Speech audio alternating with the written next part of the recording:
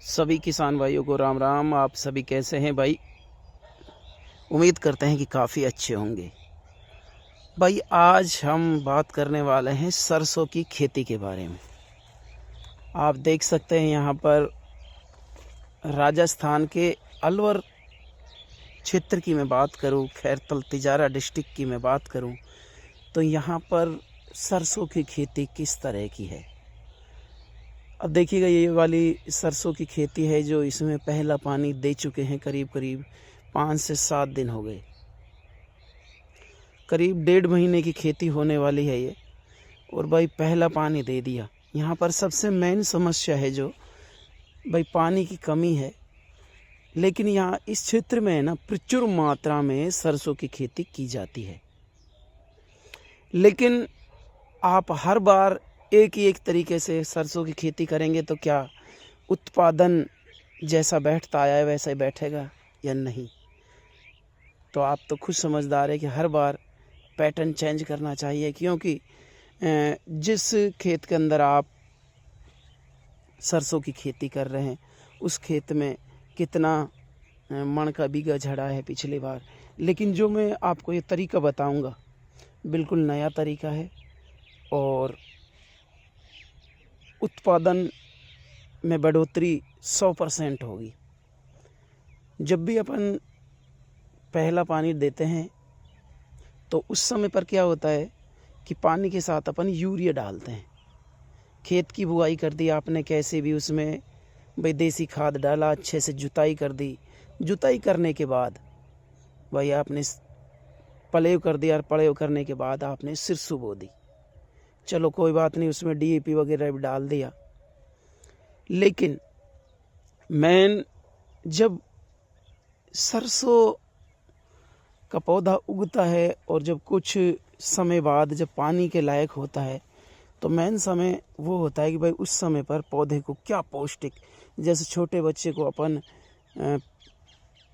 घुट्टी वगैरह पिलाते हैं तो वो थोड़ा सा सही रहता है, यानी कि जाड़ी दांती निकलते वक्त। तो इसी तरह से जब सरसों छोटी होती है और भाई पहला पानी देते हैं तो कौन कौन सी सावधानियां रखनी चाहिए और क्या चीज़ डालें जिससे हमारी सरसों की पैदावार पिछले साल के मुताबिक अब की साल ज़्यादा हो। अब देखो, इसका डंठल देख सकते हैं आप, काफ़ी अच्छा डंठल है, क्योंकि जब तना अच्छा होगा तो सरसों की पैदावार भी अच्छी होगी। सबसे पहले तो मैं आपको बताना चाहूँगा कि जिस खेत के अंदर हम सरसों बो रहे हैं उसके अंदर बीज का चयन अच्छा होना चाहिए। अच्छी क्वालिटी का बीज लें, चाहे पायनियर का लें चाहे दूसरा लें, या फिर घर का बनाएं तो अच्छा बनाएं। उसके बाद खेत का चयन अच्छे से होना चाहिए, मिट्टी और पानी की जांच करवाएं। तीसरी बात यह कि आपने कैसे भी सरसों लगा दी, कोई बात नहीं, अच्छी बात है। लेकिन अब जो मेन बात आती है वो ये है कि सरसों के पहले पानी के साथ हम क्या दें। देखिएगा, जब सरसों का अपन पहला पानी देते हैं तो उस समय पर अपन क्या करते हैं, यूरिया डालते हैं। 25 किलो 30 किलो बीघा के हिसाब से अपन ने यूरिया डाल दिया। जिसकी ज़मीन जैसी होती है उसी हिसाब से वो यूरिया डालता है, उसी हिसाब से कंपोस्ट डालता है। लेकिन अब जो ये वाली जो सरसों है ना, 25-30 किलो यूरिया तो हमने भी डाला है इसके अंदर। लेकिन इस यूरिया के साथ हमने क्या किया है कि जब हमने पहला पानी दिया, चाहे आप फव्वारे से दो, चाहे आप खड़ा पानी वैसे दो, चाहे ड्रिप सिस्टम से दो, लेकिन पहले पानी के जस्ट 2 या 3 दिन के बाद अपने को एक ज़रूरी काम करना है, वो है NPK 19-19-19।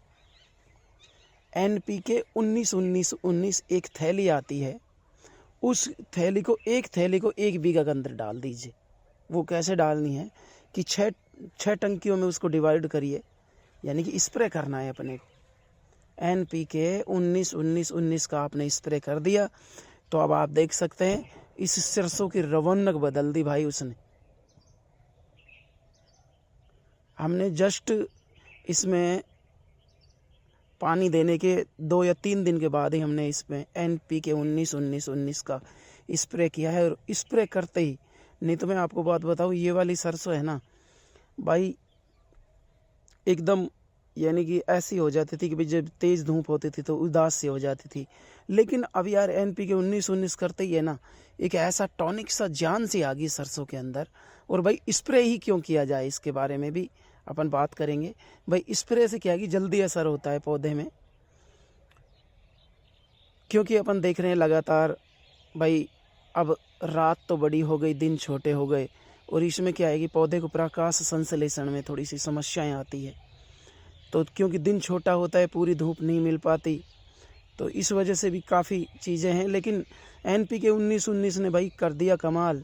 और भाई काफ़ी अच्छी सरसों की खेती आप देख सकते हैं। भाई हमने तो पहला पानी दिया है, काफ़ी जगह तो खैर फूल भी आ रहे हैं सरसों में। लेकिन मैं तो यही कहूँगा कि जब भी आप पहला पानी दें,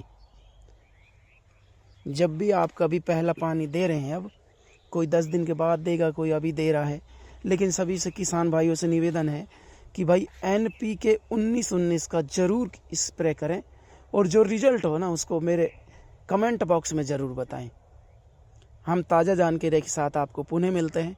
लेकिन सभी किसान भाइयों से यही कहना चाहूँगा कि भाई अगर